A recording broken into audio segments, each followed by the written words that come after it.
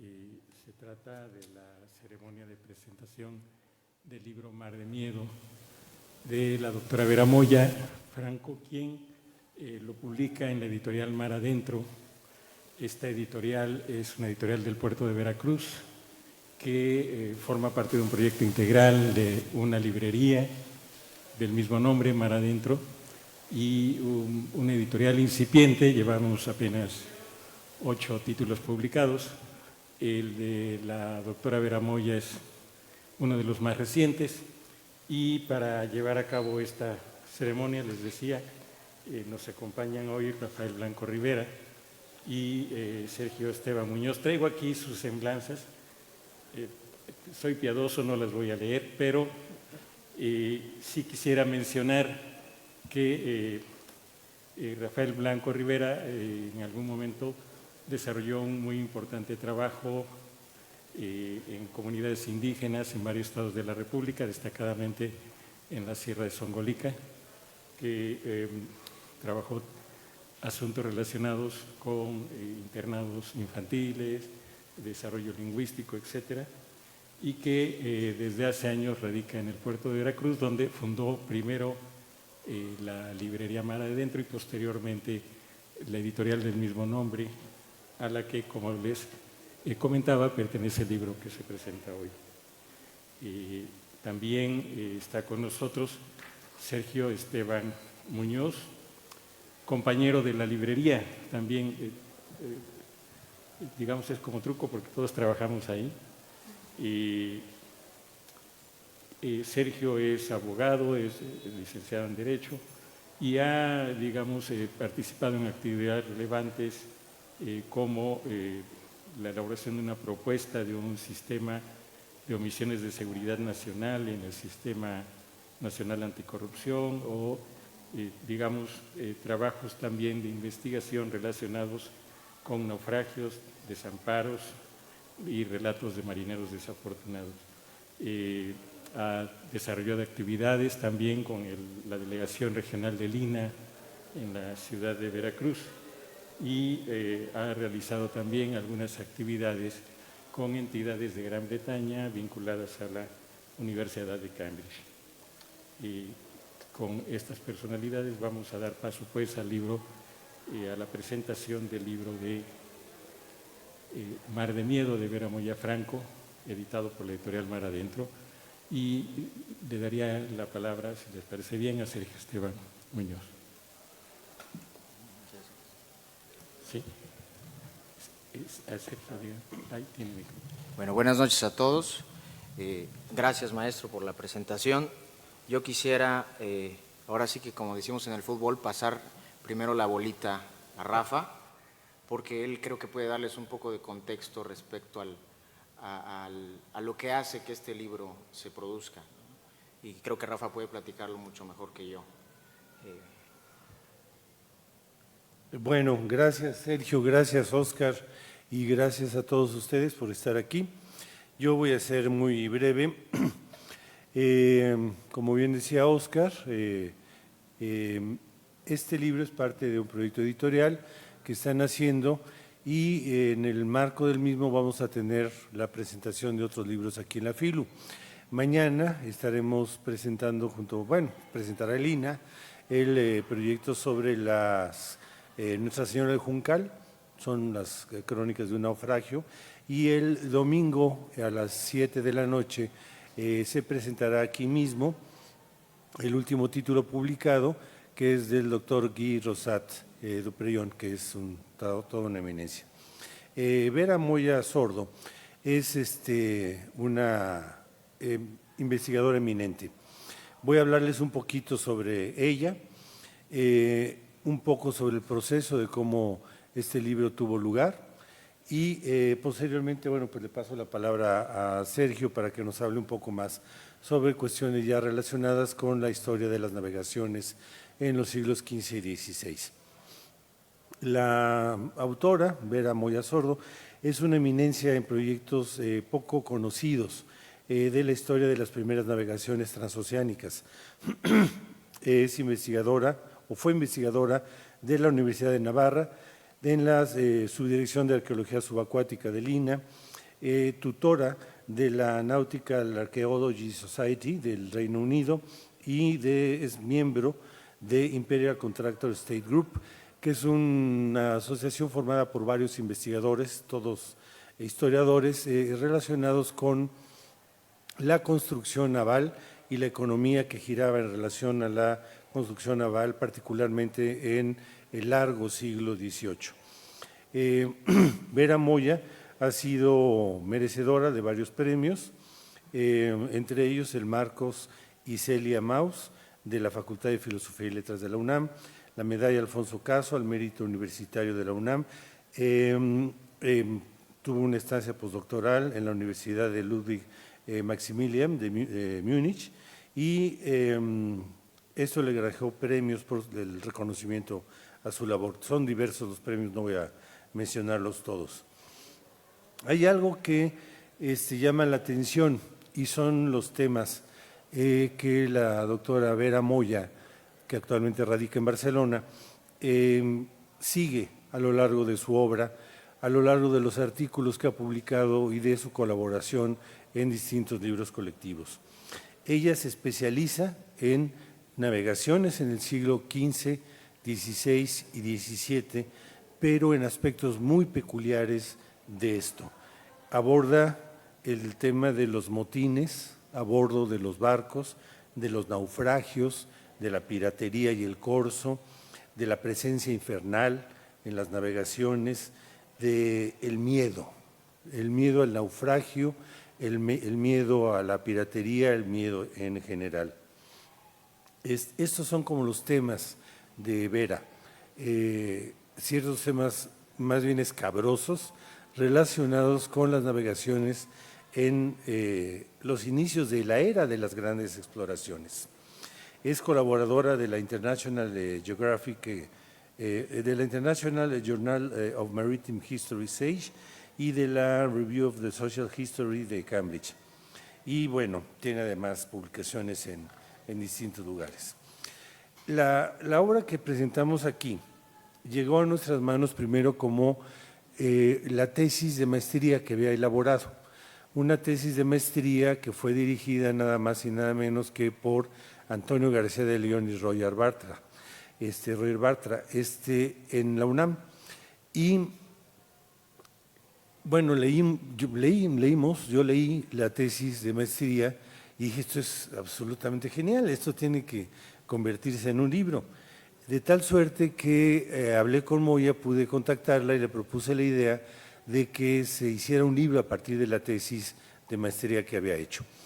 La tesis de maestría, como cualquier tesis, bueno, pues se iniciaba con toda una explicación sobre la metodología que siguió para hacerlo, sobre las corrientes historiográficas que influyeron en su elaboración de la tesis, etcétera, el marco teórico, el marco, etcétera, y todo esto pues queda fuera del libro, ¿no? Queda fuera del libro para pues volverlo un libro de acceso a público y que lo podamos leer todos y disfrutarlo todos, particularmente quienes somos amantes de esos temas, ¿no? De la historia de las navegaciones. Es un libro, a mi juicio, muy difícil de clasificar, porque habla sobre las percepciones del miedo en el mar durante las navegaciones de los siglos XV y XVI. Entonces podríamos decir que estamos ante un libro que habla de psicología, ¿no? Dado que el miedo pues, es una sensación del ser humano relacionada con la psique y que puede estar relacionada con peligros reales o imaginarios, inminentes o lejanos, pero finalmente es una sensación que puede ser individual y subjetiva o puede ser colectiva en algunos casos, ¿no? Pero podríamos decir también que no, que es un libro de historia, que es un libro de historia de las navegaciones. Y yo me inclinaría un poco por lo segundo, aunque es cierto que nos habla de esto, de la historia de las navegaciones en los inicios de la era de las grandes exploraciones, desde la perspectiva del miedo que sentían los navegantes. Y veamos lo difícil, ¿no? Lo realmente complejo de esto. Las fuentes para todo historiador de esta época, pues son las crónicas de Indias, las crónicas de los navegantes. Y las crónicas están dedicadas a enaltecer el valor del capitán del barco, ¿no? La heroicidad y el valor. Entonces el miedo no aparece reflejado nunca en las crónicas. Habla Vera en el prólogo de los primeros estudios que se hicieron del miedo, o sea, desde el punto de vista de la historia, del estudio de la historia, ¿no? Y nos dice, bueno, pues lo que pasa es que hubo un historiador inglés, no recuerdo su nombre, ¿no? Aborda el tema y dice, una cosa es el miedo y otra cosa es la cobardía. Yo coincido con Vera Moya y con el sentido común de que para ser valiente primero hay que sentir miedo, ¿no? En el ánimo de superarlo, ¿no? Pero las crónicas nunca presentan el miedo en el mar. Las crónicas nos hablan de héroes que son inquebrantables y que jamás experimentaron el menor temor ante la inminencia de peligros reales o imaginarios. Sin embargo, los diarios de a bordo son otra cosa. En los diarios de a bordo, los capitanes, los pilotos, los contramaestres se expresan con más franqueza porque no están esperando que esas crónicas tengan un destinatario que sea el rey, el obispo o sus contemporáneos, sino que son finalmente un poco para ellos, ¿no? Entonces, las fuentes históricas a las cuales apela Vera son, por supuesto, las crónicas de Indias, pero también los diarios de a bordo de los navegantes, y esto vuelve el libro particularmente interesante. Estamos hablando del miedo, ante todo, del miedo ante el mar, del miedo ante el mar por su infinitud, y podemos encontrar diferentes razones por las cuales habría que sentir miedo en el siglo XV y XVI al emprender navegaciones por parte de los españoles y por parte de los lusitanos. Recordemos que en el siglo XV, Juan I de Portugal, junto con Enrique el Navegante, su sobrino, inauguran algo que Vera dice que es un poco medio mítico, otros historiadores como Peter Forbath lo dan por cierto, que es la Escuela de Sagres. En la Escuela de Sagres, una pequeña península en Portugal, se congregan geógrafos, nautas, carpinteros, astrónomos, etcétera, ¿no? Para buscar la forma de remontar el Cabo Bojador. El Cabo Bojador se encuentra en el extremo occidental del África occidental en el Atlántico. Se suponía que después de Cabo Bojador empezaban los mares tenebrosos, los mares que no tenían fin y donde todo eran las crónicas de los antiguos, grecolatinos por una parte, las historias religiosas por otras, o las historias maravillosas de personas como Ludovico de Bárcema, Juan de Mandeville,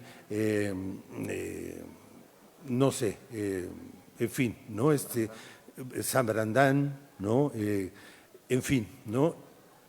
Y lo que hacían los portugueses en época de Juan I de Portugal era navegación de cabotaje, dado que la tecnología naval de la época consistía básicamente en naos y carracas, que no les permitían ir muy lejos de la costa. En la Escuela de Sagres se desarrolla un nuevo tipo de navío que cambiaría la historia del mundo. Ese navío es la carabela.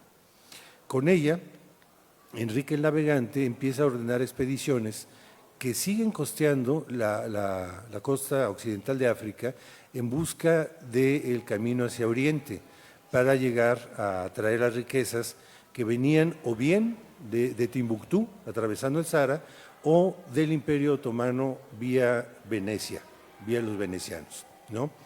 Y bueno, Bartolomeu Díaz es el primero en remontar el Cabo de Buena Esperanza, posteriormente Vasco da Gama lo hace, incursionan en el Océano Índico y en fin. Pero los españoles lo hacen por el lado del Atlántico. En fin, estamos hablando de los miedos que puede uno experimentar en este tipo de navegaciones con este tipo de tecnología naval, sin una cartografía precisa, sin referencias adecuadas, etcétera, ¿no? Entonces, por una parte están miedos que son relacionados con el mar, con sus vientos, con sus corrientes, con sus escollos, con sus arrecifes, con sus tormentas, con la calma chicha, con el hambre, con la sed, con las enfermedades, etcétera. Por otra parte, están aquellos miedos relacionados con todo el imaginario de la época, ¿no? El imaginario que está relacionado precisamente con esos mares tenebrosos, las luces de San Telmo que se generaban por la fricción de las velas y la fluorescencia en el aire, se veía una luz, ¿no? Pero también por los monstruos que habitaban las profundidades marinas, por los mares bullentes. No era de esperarse que si la temperatura iba subiendo a medida que uno se acercaba al Ecuador, bueno, pues si uno seguía más adelante, la temperatura seguiría bulliendo hasta que el mar hirviera, ¿no? Y uno pues quedaría ahí hervido, propiamente dicho, ¿no? Entonces, este imaginario de la época, alimentado por la fantasía de viajeros que en realidad tal vez nunca fueron propiamente viajeros, hace que esto genere miedo en los primeros navegantes, en los navegantes de los siglos XV y XVI. Y finalmente están otro tipo de miedos que son bastante reales y que están relacionados con la piratería, el corso, la piratería de los berberiscos en particular para todos aquellos que navegaban, que remontaban las columnas de Heracles, es decir, el estrecho de Gibraltar, hacia los mares tenebrosos, hacia el Atlántico y fuera hacia el sur, en el caso de los lusitanos, que remontaron el Cabo de Buena Esperanza hacia el Índico, o de los españoles hacia el Atlántico. Entonces, bueno, motivos para tener miedo había muchos, ¿no? Había muchos. Sin embargo, se embarcaron y emprendieron estas epopeyas en la época de la que nos habla Vera, ¿no? Es verdaderamente apasionante encontrar las relaciones de los hispanos y de los lusitanos de esta época historiadas y explicadas por Vera Moya Sordo. En primer lugar, bueno, la obra un poco va por ahí, ¿no? Esa es un poco la temática, Sergio nos podría hablar más al respecto, pero la estructura de la obra es muy interesante porque tiene un prólogo bastante amplio, donde Vera nos habla precisamente a fondo sobre la incursión del miedo en las obras dedicadas a la historia, así como las fuentes de los historiadores a las que es posible recurrir para abordar el tema del miedo en la antigüedad. Nos habla posteriormente de algo que de hecho un capítulo lleva eso, un mundo por explorar, y es esa geografía imaginaria por estos personajes como Juan de Mandeville, San Brandán, Ludovico de Bártema, y los clásicos grecolatinos, por supuesto, ¿no? Ptolomeo, Heródoto, los geógrafos e historiadores de la antigüedad, y por supuesto, pues la Biblia, ¿no? Un texto fundamental para la época. Así como la tecnología naval del siglo XV en particular, de la cual hablábamos, ¿no? Sin embargo, y pese a ello se embarcan. Remontar este miedo para poder acceder a otros mares, a otros lugares, es sin embargo una acción que tiene cierta intencionalidad. Y ciertamente personajes como Cristóbal Colón, Vasco da Gama, Bartolomeu Díaz, Caboto, etcétera, tenían intenciones de exploración genuinas, pero había una clara intencionalidad económica y de colonización, de conquista, etcétera. No de colonización y conquista en un principio, pero sí de comercio. Las especias llegaban a Europa a través del Imperio Turco Otomano y los venecianos fungían muchas veces como intermediarios, encareciendo enormemente el precio de la pimienta y de otras especies.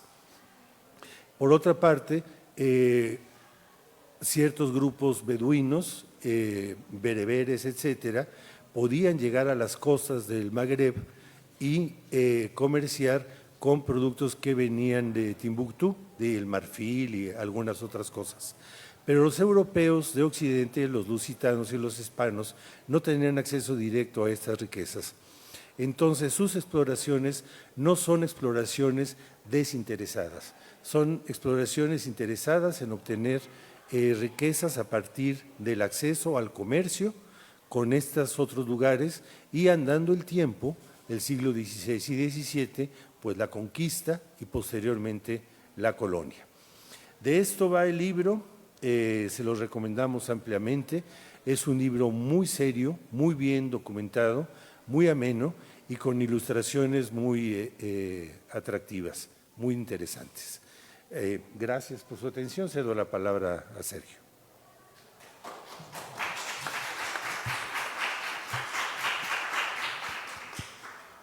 ¿Me escucho? Sí, ya vi que sí. Pues les voy a decir por qué Mar del Miedo es un libro prodigioso. Ver a Moya como un habilidoso pintor en un lienzo completamente negro nos presenta los vapores, los humos de un mundo que ya no existe. Ninguno de nosotros va a descubrir un continente, ninguno de nosotros va a encontrar una ruta comercial para venderle a un monarca que nos haga inmensamente ricos y que nos dé títulos nobiliarios a nosotros y a nuestros descendientes por el resto de los tiempos. Ninguno de nosotros va a temer como temían los viajeros transatlánticos. Nunca vamos a temer con esa ignorancia, con esa fe, con esa esperanza con la que temían ellos. Ellos genuinamente pensaban que era Dios quien calmaba la tormenta y sosegaba las ondas. Ellos no sabían lo que había debajo del agua. Nosotros, bueno, no conocemos todos los fondos marinos, pero ciertamente tenemos una idea mucho mayor de la que tenían ellos. Muy difícilmente uno de nosotros va a viajar a un lugar del que no tengamos una sola imagen, del que no hayamos visto una fotografía, un video, una alta definición, por no hablar de conocer a alguien que ya haya ido y regresado. Nosotros no vamos a temer de la misma manera, pero el miedo sigue siendo universal. Y yo creo que esto Vera Moya lo logra maravillosamente con una estructura que, como bien nos describió Rafa, primero pone, por así decirlo, el entramado ideológico, ¿no? ¿Cómo concebían el mundo? ¿Qué pensaban ellos que había después de los mares? ¿Cómo pensaban que se dividían los mares? Y después de poner ese paisaje de creencias, por así decirlo, el armazón cultural, como lo define Vera Moya en el libro, empieza a hablarnos precisamente de los hombres, de sus hechos, cómo van encontrando las rutas, lo difícil que era encontrar esas rutas, lo completamente contrario a tus instintos que debías ser para lanzarte en un cascarón de madera a encontrar una ruta hacia la India, ¿no? Al principio. Y después de eso, una vez que ya tenemos el descubrimiento de América y después de que ya tenemos ciertas estructuras políticas de este lado del Atlántico, el miedo cambia. Yo diría incluso que tenemos dos etapas de este miedo al mar. La primera es una incertidumbre absoluta. No sabían exactamente qué había del otro lado del Atlántico, no sabían todavía exactamente cómo navegarlo, qué vientos tomar. La segunda etapa ya es un miedo más, vamos a decirlo, menos extraordinario, más cotidiano, porque se vuelve el miedo de los viajeros, se vuelve el miedo a la delincuencia, a la piratería, ¿no? Se vuelve el miedo ciertamente a los elementos climáticos, las tormentas siguen existiendo. Y entonces lo que hace Vera Moya, y por eso creo que es un gran trabajo de historia, porque si bien este mundo ya no existe, el buen historiador encuentra en los archivos, en los documentos, esos vapores, esas exhalaciones que quedan, y tanto en las crónicas de viaje, ciertamente, como nos dice Rafa, pues los exploradores no iban a aceptar que tenían miedo, pero en los documentos más íntimos, desde luego que se percibe, y en la literatura mucho más, y ahí es donde ella echa mano de Cervantes, echa mano de Lope de Vega, al limitar el tema a las navegaciones hispano-lusitanas, prescinde un poco ciertamente de los ingleses, pero hay toda una literatura inglesa del miedo al mar, del naufragio, etcétera, etcétera. Pero a lo que voy con esto es que entonces comienza a encontrar estas joyas literarias en esos documentos, ¿no? Por ejemplo, hay un fraile que narra maravillosamente su travesía hacia América, y desde el principio, pues, ¿qué están sufriendo? Los mareos, ¿no? Pero tiene unas reflexiones que me parecen muy lindas. De pronto dice que la mar a nadie convida ni a nadie engaña para que en ella entre. La mar es muy deleitosa de mirar, muy peligrosa de pasear, pero la mar no engaña a nadie sino una vez. Todo ese tipo de bellos fragmentos de literatura, de crónica de viaje, es lo que va acompañando a lo largo de este trabajo. Eso, el miedo al mar. Como les digo, ninguno de nosotros, si ahorita nos subiéramos a un crucero o algo, no vamos a temerle al mar de la misma manera, no vamos a tener el mismo armazón cultural, las mismas ideas. Sin embargo, a mí me gusta mucho comparar este trabajo con Alain Corbin, que escribió Territorio del Vacío, y ahí él lo que hace es una historia que tiene inicio y final, cómo Occidente dejó de tenerle miedo a la playa, porque la playa pasó de ser este lugar inhóspito, con ciénagas, con pantanos peligrosos, que era el lugar donde caían los restos de las desgracias, donde había los mosquitos y todo. ¿Cómo pasó a ser lo que hoy es en día, ¿no? Una pieza de bienes raíces muy codiciada? Dejamos de tenerle miedo a la playa porque la playa nos dejó de matar. Pero Vera Moya nos deja respecto al mar con 3 puntos suspensivos, porque si bien ya no le tememos igual, el mar sigue pudiéndonos matar de la misma forma, tranquilamente. Los invito a que se sumerjan en este mar del miedo, de verdad, y que lo acompañen. Viene con una profusa bibliografía, y que lo acompañen de Cervantes, lo acompañen de Lope de Vega, lo acompañen de estas crónicas de navegación, porque se vuelve entonces ya no tanto un lienzo completamente negro con unos trazos muy prodigiosos, sino que comienza a convertirse en un mosaico de literatura, en un mosaico de documento, en un mosaico de investigación. Y eso trasciende los nichos, trasciende los géneros, y nos recuerda que la historia marítima no es necesariamente esta rama extraña de la historia, sino que por el contrario es una rama muy, muy central y que tiene mucho que decirnos, incluso a los que no sean hombres de mar, incluso a los que no estén constantemente meciéndose en las olas a la hora de leer. Los invito y bueno, muchas gracias a ustedes por venir, y creo que se da el momento para que platiquemos un poco entre los dos del libro. Muchas gracias. Gracias.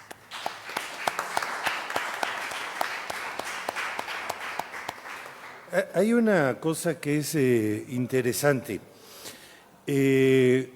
Además de las percepciones del miedo en el mar, además de las cuestiones de la tecnología naval y su desarrollo a lo largo de los siglos XV a XVII, además de el desarrollo y la modificación completa de la cartografía y de la idea que se tenía del mundo en la época de las grandes exploraciones, está la cuestión social.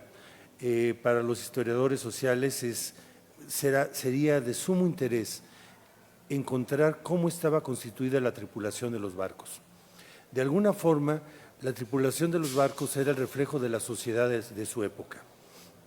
Hubo una época en el siglo XV-XVI en que la tercera parte de la población de los portugueses estaba relacionada con el mar, ya fuera que estuvieran embarcados o ya sea que estuvieran en tierra elaborando velámenes, cordajes, carpintería relacionada con el mar. Y en el interior del barco, la tripulación que va en el barco es una especie de alegoría o de metáfora de la sociedad de la época. La mayor parte de los marinos, los que hacen el grueso de la tripulación, son los desheredados de la tierra. Es gente sin tierra, campesinos sin acceso a la tierra, sin acceso al trabajo, etcétera, y que no tienen otra opción más que la de embarcarse. Por otra parte, están los pilotos, los nautas, que son gente interesada en la cartografía, en la geografía, en la exploración, en el descubrimiento de nuevas rutas, etcétera. Por otra parte, están los capitanes y los armadores del barco, que tienen intereses muy claros desde el punto de vista económico. No cualquiera se decide a financiar una travesía hacia mares donde sencillamente no sabemos cuál será el decurso de la navegación y el destino final de la misma. Esto, de alguna forma, se convierte en una alegoría de la sociedad lusitana de la época, ¿no? Un poco así era Portugal. Todos los barcos llevaban a bordo uno o más frailes o curas que eran quienes hacían la crónica del barco. El capitán generalmente no la escribía, sino el capellán que iba a bordo, ¿no? Y que confesaba a los marinos cuando el naufragio era inminente.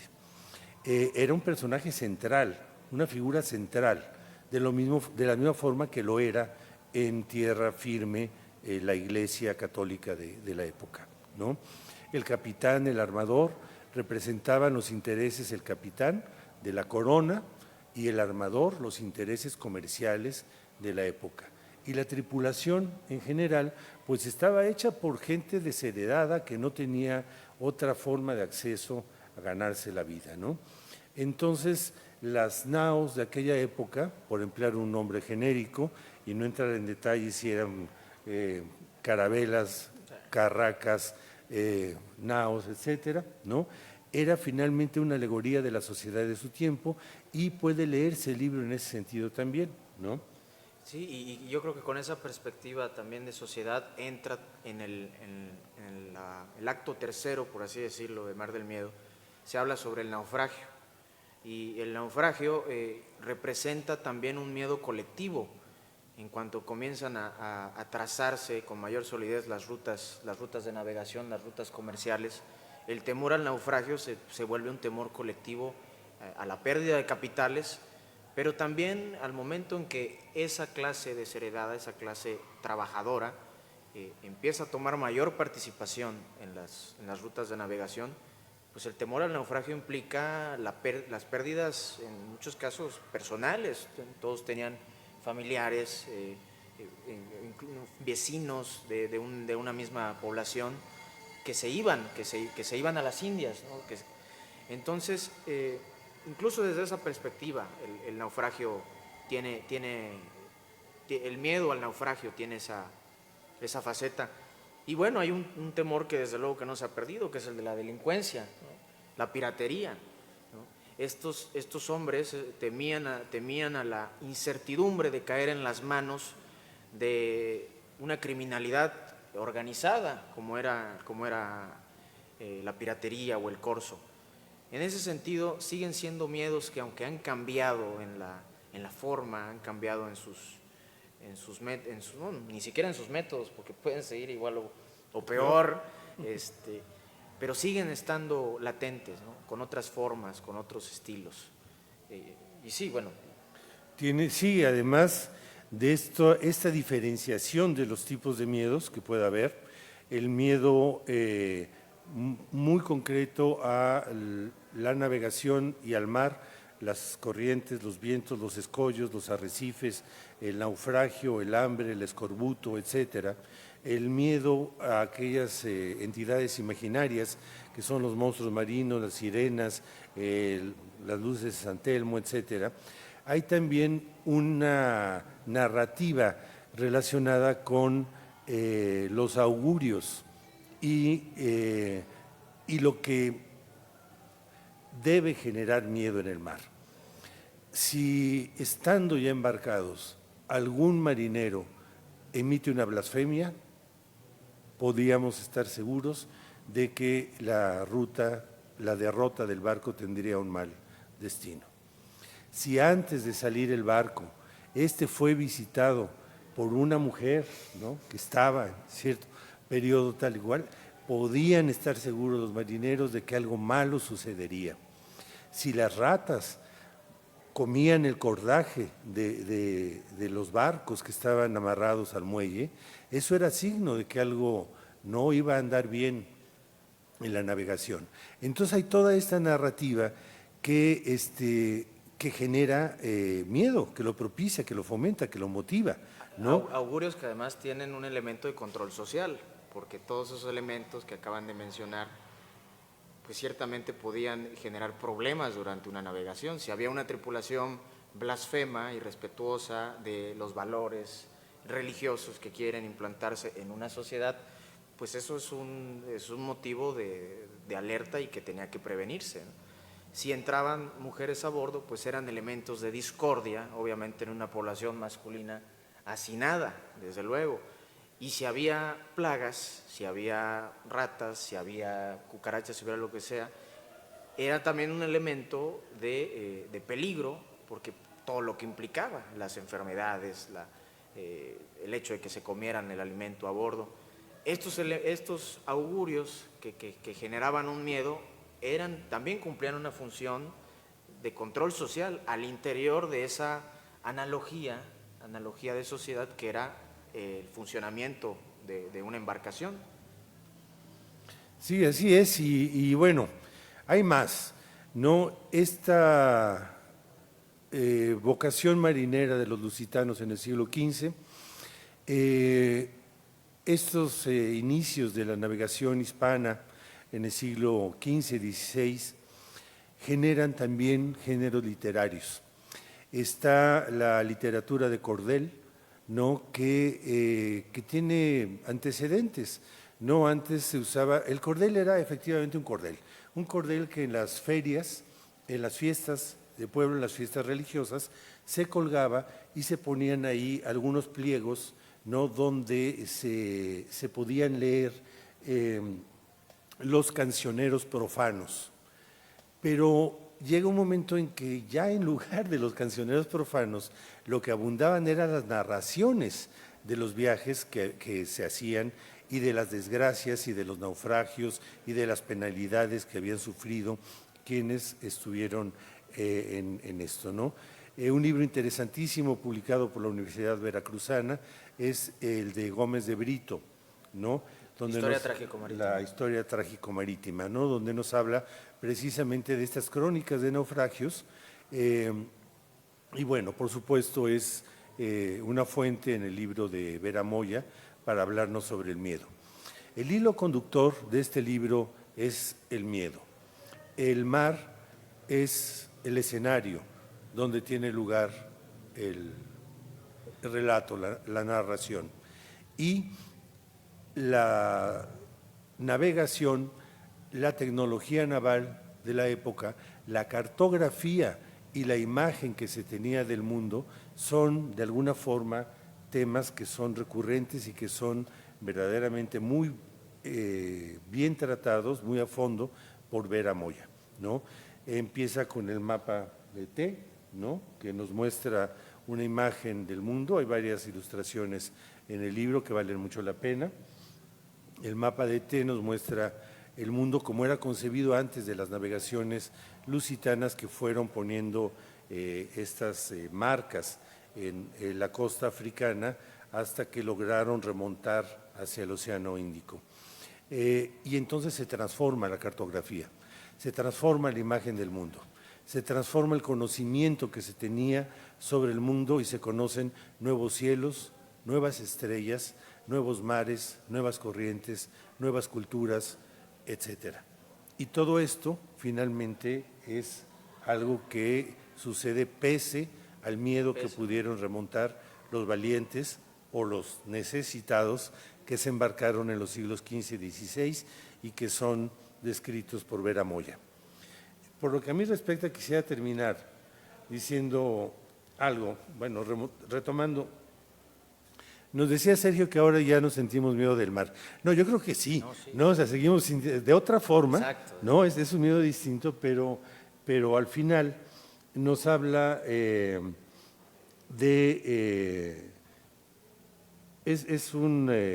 el padre Joseph de Acosta, ¿no? Quien dice: mas ahora es otro tiempo y el mar, de fuerza o de grado, ha de dar paso al osado, y el pesarle es pasatiempo. El alto mar por celoso, ya cualquiera barca se atreve, al alto mar por celoso, ya cualquiera barca se atreve, todo viaje es ya breve al navegante curioso, ¿no? En fin, tras las exploraciones de Vasco da Gama, de Bartolomeu Díaz, de Colón y de algunos otros osados marineros que son reseñados por Joao de Barros, por ejemplo. Bueno, están los Os Luisíadas de Camões como una obra que puede apreciarse desde el punto de vista literario, pero también desde el punto de vista de la historia de las navegaciones antiguas, ¿no? Ciertamente, después de esta época de las exploraciones, empieza la época de las conquistas, que deriva en la época de las colonias y que nos lleva a la modernidad. El mundo moderno. Pues, ¿alguien quisiera hacer alguna pregunta, algún comentario?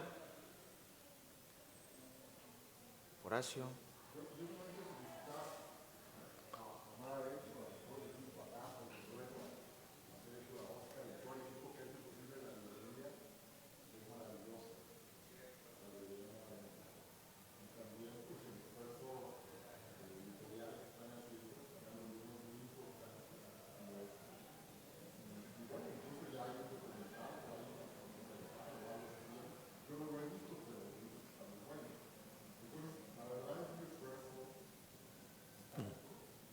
Gracias.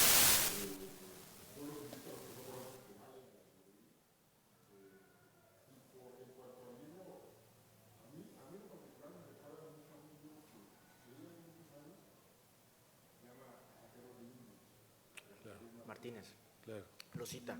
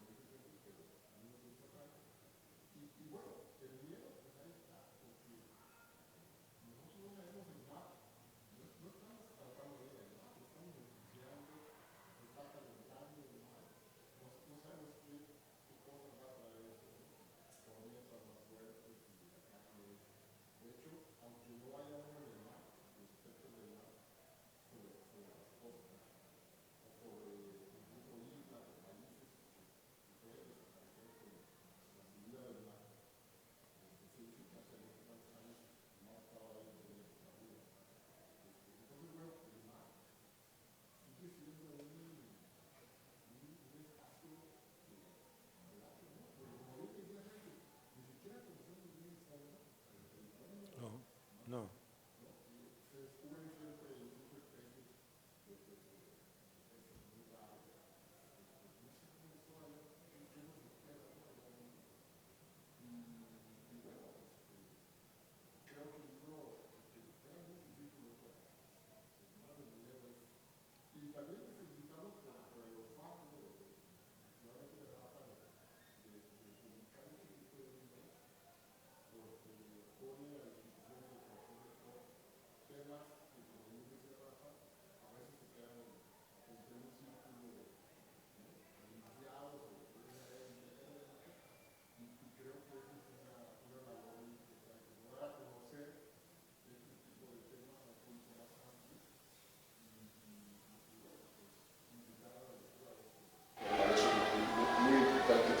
Felicidades a todos. Creo que la labor continúa, no sé cuántos libros van, como 8. Sí, de hecho, gracias Horacio, muchas gracias por tus palabras. La editorial es incipiente, como decía Óscar, es parte de un proyecto más integral que incluye una librería. Hacemos algunos video documentales, tenemos uno que es sobre la fundación de Editorial Era, con un personaje muy importante, Jordi Espresate, el librero socialista, así se llama y lo pueden encontrar en YouTube. El segundo es El hombre del faro, que es sobre Alfredo Casarín, un guardafaros que de nacimiento hasta su edad adulta, ¿no? Y vienen más, ¿no? En cuanto al editorial, se presentará el día de mañana, creo que es a las 11, un libro que hicimos junto con Elina, que es sobre el naufragio del galeón Nuestra Señora de Juncal, que se hundió el 31 de octubre de 1631 en la sonda de Campeche y que llevaba 120,000 kilos de oro y plata declarados, más lo mercedado al capitán, al piloto mayor, al armador, etcétera, más lo que trajeran de contrabando. El pecio no se ha encontrado todavía, sigue siendo un enigma. En este libro participan Antonio García de León, Antonio Rubial, Flor Trejo, Roberto Junco, etcétera. Ese se presenta mañana a las 11 y el domingo a las 7 de la noche se presenta aquí el último libro de Guy Rosat, que no es el último, no es el más reciente, no es América, Imperio del Demonio. Es un libro que se publicó hace 30 años y se agotó inmediatamente. Es la historia de un jesuita, el padre Andrés Pérez de Rivas, que emprende el cometido de evangelizar a los bárbaros del norte de México. Imagínense, ¿no? Un jesuita que se va a pie, ¿no? Con la pretensión de evangelizar a los yaquis. Y bueno, pues ya se imaginarán. El libro de Guy Rosat se hablará sobre él el domingo, pero es un seguimiento puntual a la crónica que hace Pérez de Rivas de esta expedición que tuvo lugar, ¿no? Y bueno, un poco en eso andamos. Horacio, gracias por tus palabras, las apreciamos mucho, pues tú eres de casa, Alex, también eres de casa, ¿no?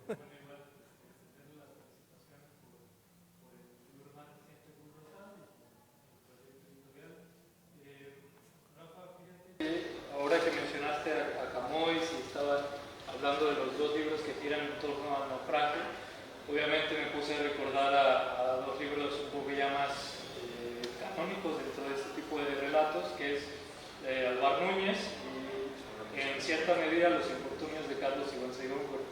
Pero me puse a recordar de eso, al respecto de esos dos naufragios, que cuando mencionabas que empiezan a darse estos relatos profanos y que empieza a surgir un tipo de configuración literaria en torno a los naufragios, recordé el caso de Alvar Núñez, que muchas veces esta relatoría de naufragios le servía al náufrago, al que naufragó, como una especie de probanza de méritos con el rey, para decirle a la corona: yo sufrí esto por ti, por tu empresa. Entonces, quería preguntarles en qué medida estos naufragios de los que habla el libro surgen o van encaminados hacia hacer una probanza de méritos o por esta línea, y otros se quedan más bien en este espacio de relatoría profana de una literatura que no sale como del ámbito de los marineros, que no tiene la intención de llegar a la corona. No, de alguna forma toda literatura relacionada con el mar en los siglos XV, XVI y XVII estaba destinada y tenía una intencionalidad muy clara, ¿no? Y era probar méritos. ¿Por qué Vera Moya Sordo cita a Cervantes?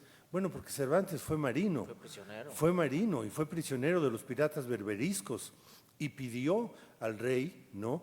Que lo nombraran adelantado en Chiapas, ¿no? En fin, o sea, toda la literatura, como bien señalaba Sergio, no estaba destinada a nosotros, a los lectores del siglo XXI. Estaba destinada al rey, a la corona y a los poderes fácticos de la época. Y tenía la intencionalidad de demostrar el valor a toda prueba, los sufrimientos enormes que estoicamente fueron superados por los marinos de la época en favor del Dios y del rey, ¿no? Entonces tiene una intencionalidad clarísima. De ahí se derivan conocimientos geográficos, una nueva imagen del mundo, una nueva tecnología naval, una nueva astronomía, una nueva forma de gobernanza de los barcos, etcétera. Sí, pero la intencionalidad del narrador de viajes es clara, ¿no? En este sentido. Sí, Nelly. Del proyecto cultural editorial hermoso que representa la librería y la editorial.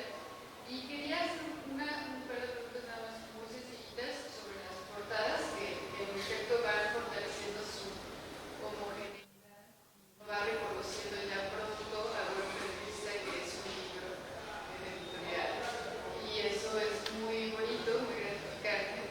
Y sobre las portadas, ¿cómo las escogen? Que van dando como cierto eco editorial por un lado, y por otro lado, ¿qué los vienen pues?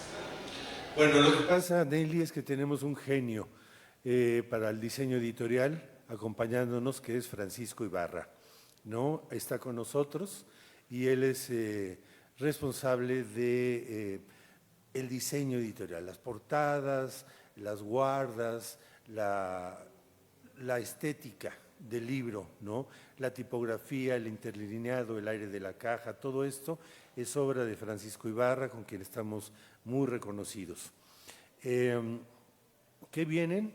Bueno, tenemos en puerta vienen libros ya que ya están cocinados, ¿no? Adriana Gil Maroño, con un libro que está relacionado sobre las juras, cuando se tenía lugar un cambio de monarca, etcétera, ¿no? Y las fiestas que tenían lugar en Veracruz, particularmente para celebrar dichas juras. Este libro está prácticamente ya concluido y con un pie en la imprenta. Tenemos Homeshuk, la saga prodigiosa de Antonio García de León, ¿no? Como una promesa que el maestro nos trae verdaderamente sufriendo, nos tiene en el insomnio permanente porque nos envía el texto, lo leemos, le decimos, es que está maravilloso, ya vámonos a la imprenta. No, quisiera glosar un poquito más aquí y tal cosa, etcétera, ¿no? Entonces tenemos Homeshuk y tenemos también en puerta un libro un libro que fue publicado hace ya tiempo. Ahorita me encontré por aquí a Alfredo Delgado, El pájaro carpintero. No es un libro que se publicó hace ya tiempo, me dice, bueno, ese, pero con un capítulo más sobre chaneques.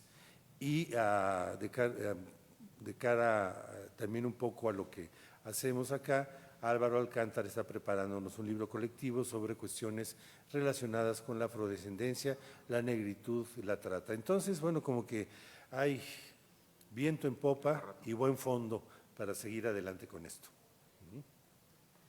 Pues muchas gracias a todos. Gracias. Hay ejemplares por allá, los esperamos.